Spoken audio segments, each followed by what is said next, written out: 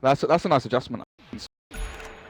Yeah, killing her early obviously is really nice, and they definitely can kill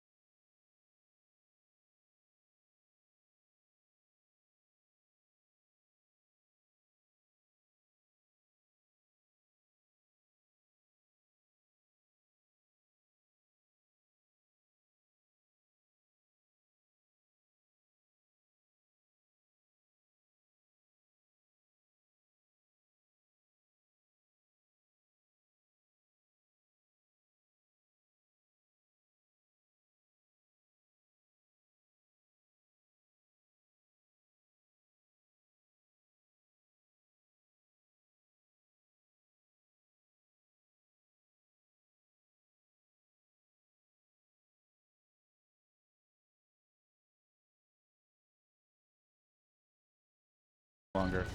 You can definitely die though. If RMN comes down to bottom lane again, look for that kill, but FNG scouts the Venge. Like, a couple of stuns chained up from RMN and Pycat means Phobos dies very quickly, and we finally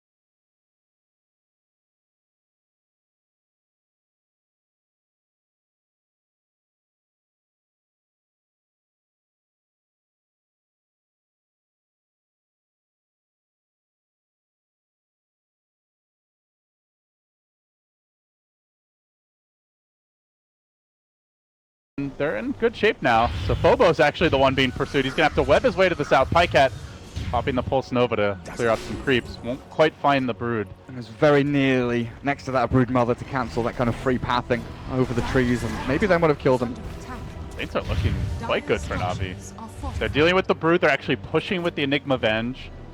Dendy's farming, and come mid-game, their push is really scary. Though, as I say, that Pycat perhaps a bit overzealous, moves forward and tanks a lot of damage. Brood moving back into position. Does have another spawn Spiderlings, but... Great sentry placement by Navi. They've got two there already, so Pycat knew he had a path back to safety between the Slardar and the Venge.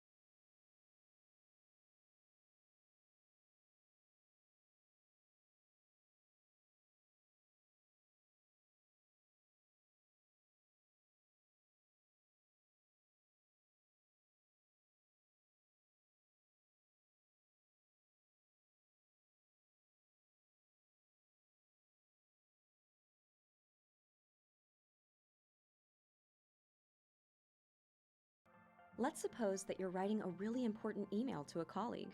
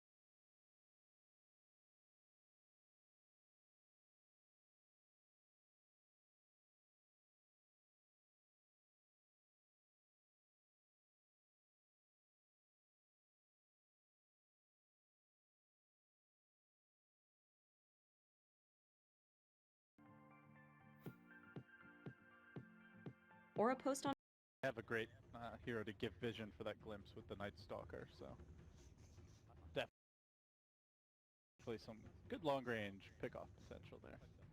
Yeah. So for Navi, we'll see a bit more about what they're going to do, whether the Jug's going to be like a mid lane Jug, which is unlikely since Pyket's been playing this more often than not for them, and exactly what they want to get for Dendi in a game like this. There's a lot of aggressive potential with the Glimpse, with the Night Stalker. The Vision game can kind of come into play as well, so they're probably going to get something not too like kind of volatile for that mid lane, since it may be a bit of a tough mid game for Dendi. Oh, you mentioned the Underlord. We will see him in the off lane. Gives them some much needed additional lockdown, some okay D-push here, I suppose. And as for Dendi heroes, the Invoker, probably his most played one, who's still available, but given the success, or should I say lack thereof, that they had, I don't know if they run it in this situation. Also here they can be go very hard, and they really don't have that many saves or defensive abilities, so I think you want someone very tanky or at least difficult to go on. Yeah, I'm not sold that that would be the ideal pick for them. They're also a bit up against that Invoker, so will be a tough mid lane for Dendi to farm, and he has got the Earth Spirit to help him out, which is going to be a lot of pressure onto Navi for the Earth Spirit player. So VP, very much the run at you and dive and find individual hero pick-off style lineup. Almost no team fight aside from Darkseer. Navi, a lot more AoE, a lot more 5-man potential, but could be quite vulnerable here. You've got Keeper of the Light, who's very squishy. Earth Spirit, normally elusive, but against the Glimpse, I don't know if you can rely on that so much. Invoker, who, especially early, if he gets caught out, could be in a lot of trouble. Definitely feels like VP are going to be the team running at Navi, which, I mean, you mentioned they'd like to sit back and farm, but I think they look at their gods by nighttime. It's maybe laning, definitely once the laning stage kind of collapses and you get your, like, just, yeah, second nighttime is kind of like around the timing where VP are going to be strong. Once they have level 6s, once they have just, I mean, for Darkseer, it's like maybe a level 7, so you have a level 4 Iron Shell, chucking on a TA, and Night Stalker, start running at people, getting some glimpse kills, so Navi going to be the ones perhaps a bit greedier this game. Last game it was like greed versus greed, it wasn't like a who's greedy, it was just like a who could use their greed to take better fights, which was Navi. This time around it's Navi trying to kind of take the greedy approach against the aggressive VP mid-game. Alright, who's your money on here? Game 3, Navi looking for the upset against VP. I think it's, draft-wise I prefer VP, and I think, I mean, before I saw the draft I would have still stuck with VP, just, I feel like they made the adjustment, they know they just need to maybe ban out that Magnus, and now having seen the draft I think I favor VP slightly more, but never know, if Dendi can have a big game on the Invoker, there is the potential there for Navi to make some plays happen around the map. It is hard because they haven't got good Sunstrike set, but that's just, I mean, that's where a good Invoker player may not need those setups. So we'll see what Dendi can do and whether or not Navi can get enough out of the lanes. I think the lanes is going to be important for them because they've got potential to upset the lanes a bit. Like a Coddle Underlord lane can be very disruptive. The Earth Spirit with his roam around the map can perhaps win or at least secure the mid lane for Invoker, Pykat's likely to be just left alone a bit, and just trying to have to fend for himself against the Darkseer, which is fine if you can win the other lane. So if Navi can do well in mid and bottom with the Earth Spirit and the Coddle, that could be the way for them to succeed in this game 3. Yeah, support's going to enter the lanes now as we unpause, get into it. Armen will be looking for that early observer ward, and so too will Solo. Plants one down bottom. Curious to see where this Earth Spirit heads and where the pressure comes, as generally this is the main hero you look to for Navi to control the lanes to find those early picks. Solo gonna have a smoke break here. We'll scout out Armen. And knows there's a ward in the area. In fact, I believe started painting almost immediately in that area. Yep, right on top of it from the Night Stalker. But no sentries as of yet. Is there any? I don't think so. Courier's going out. Courier does not have sentries. Yeah, it doesn't look like it. Yeah, but they they know the wards there, so they can almost abuse that to maybe mess with Navi and bait them into a dive that they're ready for. Yeah, and even just the second you have 100 gold in a support, you just buy it and give it to the TA. TA can tango down the observer ward and get the double regen. So there's a lot of nice things you can do just knowing where a ward is. I mean, it's 100 gold for the TA as well, so you may as well take it, I guess. Yeah, pays for the sentry. Yeah. VP going for aggro lanes. That's perhaps the interesting thing to note here. They're going to be sending the troll up top. They're kind of dodging that annoying dual lane. The Underlord Coddle lane double spam is kind of similar to the Coddle Brewmaster in what they do. You've got a tanky melee hero, the Brew, this time the Underlord, and the Coddle who sits behind, spamming Illuminate, giving the Underlord mana, and just... Another big pick for his Spirit. I'm really surprised Navi keep on going here. Guys, don't go. Don't step here. It's not safe, but FNG overextends. He'll get picked off. And Spirit will have to back away at least for the time being. And if you're going to go bottom, you need to do it with the whole team. That's what they're trying. He charges in. He does have Aegis round 2. He'll come back soon. They have a black... Trying to apply that early pressure to Dendi, who has skilled up Cold Snap first. Did grab the Blades of Attack. Wondering what's the Dendi build? Is it Quaswex Gods? He will be going down. Requiem perfectly timed with that. This will be forced away.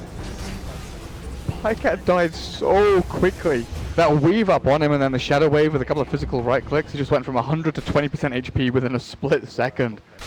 Aegis. Middle tower is under attack. Who's it up on? Is that... Who had Aegis on Navi? The Leshrac. Leshrac did have it, okay. The bottom lane really should be viewed as lava by Navi, though. Unless they're going to send... Oh, Pykat's getting bullied. Quite a bit of pressure, but yeah, as you mentioned, Pycat being heavily harassed. Solo did chew through his Clarity Potion. I mean, he's already used a salve. Like, that's a salve and 2 tangos used.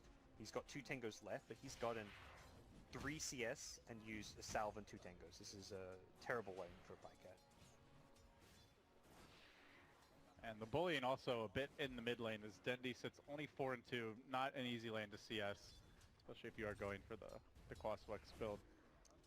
Yeah, and the Quaswex loses harder against the TA than the other builds. It's OD from the high ground, stunned up with a Dazzle next to him, but RMN finds the kill before dying and doesn't even die himself. The razors come through and Navi, 3 for 1. Finally Phobos pops the Venge in the back end, but Dendi's here to clear up spoiled lanes with Pycat. Oh, they got Phobos as well, scouted out for the moment. Crush comes through, another pick off. That's 4 dead for Navi. Strength in numbers for this team fight lineup, and honestly, they're like the past 10 minutes, we've been looking at this thinking 5-man from Navi, pretty strong. Maybe you're a bit worried about Brood split pushing, but I don't think it's a massive threat when she's gone for this Orchid build. Yeah, no, she didn't go Desolator, she didn't go Book. With that kill now, Pycat having a good time top, so all 3 lanes going solidly for Navi. Help amplify, but I don't think it's enough to like take a lane of Rax before Navi can get a couple tier 2s or a tier 3 of their own. So yeah, I agree. They should be 5-man in. It's a good. They were beating Pycat, but giving him that first blood basically offsets all the hard work they'd done, harassing him, chewing through his tangos and salve, and stopping him from farming. So Pycat, he's kind of recovered, at least in the first, his 3-minute recovery.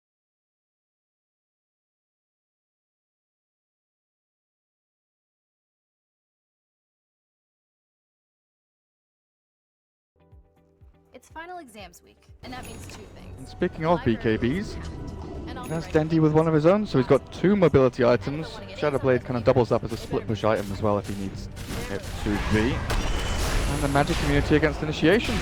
Troll is just not a hero, huh? Killed by 2 supports Not again. in this game. Yeah, RMN does get hooked here. They're going to try and pound him down from distance with the OD, but He can swap General in if he wants to, like if things get really hairy. you take the casualty. Nah, you swap General in and you black hole the 3 of them, I think. Yeah, General has another 4-staff coming in. Oh, nice. This is the problem with Clockwork, is if the enemy supports get farmed, he's not very effective. And Navi, their supports all starting to feel very farmed at this point. They've got, I think, triple 4-staff now, or yeah, triple force coming out. Spirit have sentries, but they don't see Dendy coming in. The Pebble thrown, but the Grave is there in time from Vanscore, and his TP's out. Oh, maybe not.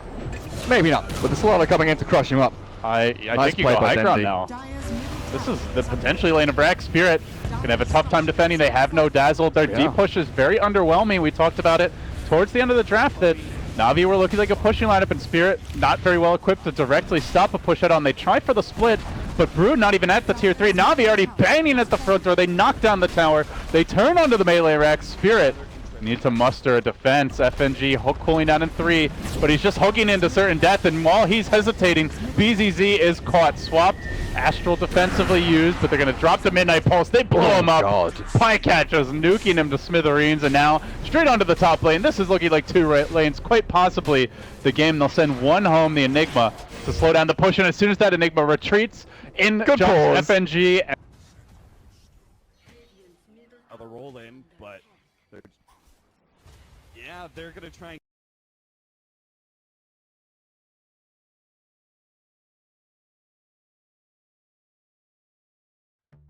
Once you hit send, there's no going back. And if you spend most of your time at a desk writing emails to colleagues or clients, you're hitting send about 40 times a day. That's 8,000 opportunities a year to make a great, lasting impression with your writing. With Grammarly, you can do just that. Grammarly is so much more than just a spell checker, helping you find and fix grammar, spelling, and punctuation errors, while also giving helpful suggestions on word choice, sentence structure, and style. Grammarly integrates easily into the places that you write most often at work, including email clients like Gmail or Outlook, Microsoft Office, and pretty much anywhere online. You have enough things to worry about at work. With Grammarly as your secret weapon, writing effectively doesn't need to be one of them. So go out there and close that sale. Impress your boss with a perfectly written response. And say good riddance to sender's remorse. With Grammarly, Have a great hero to give vision for that glimpse with, and if not, straight Yeah. mega creeps. DK Phobos, dude, who TPing. Hopefully some good long range pickoff potential there. So for Navi, we'll see a bit more about what they're going to do, whether the jug's going to be like a mid lane jug, which is unlikely since Pycat's been playing this more often than not for them, and exactly what they want to get for Dendy in a game like this. There's a lot of aggressive potential with the glimpse. With the You may die regardless. So that's the thing is, they're probably going to get something not too like kind of volatile for that mid lane, since it may be a bit of a tough mid game for Dendy. you mentioned the Underlord. We will see him in the off lane. But usually it's when the secondary core has had at least a decent start and broken even in the game. You know, this troll is a non-factor. 0-6-1, unfortunately for BZZ. BKB is still 1,000 gold away. Oh, that's some next level tactics. They're trying to gank the 6th man. The courier? Yeah, Yeah. 6th player. They really don't have that many saves or defensive abilities, so I think you want someone very tanky or at least difficult to go on. Yeah, I'm not sold that would be the ideal pick for them. They're also a bit up against that Invoker, so will be a tough mid lane for Dendy to farm, and he has got the Earth Spirit to help him out, which is going to be a lot of pressure.